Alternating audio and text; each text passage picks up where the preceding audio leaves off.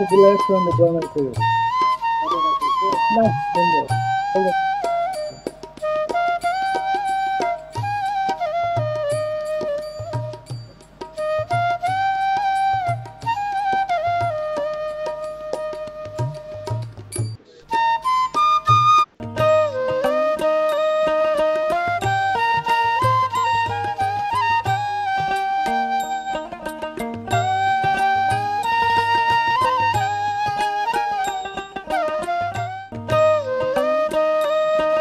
খানসামা আত্রাই নদীর ভি পয়েন্টে গড়ে উঠেছে দুটি মনোমুগ্ধকর ভাসমান রেস্টুরেন্ট, যা এখানে পর্যটকদের জন্য প্রধান আকর্ষণে পরিণত হয়েছে।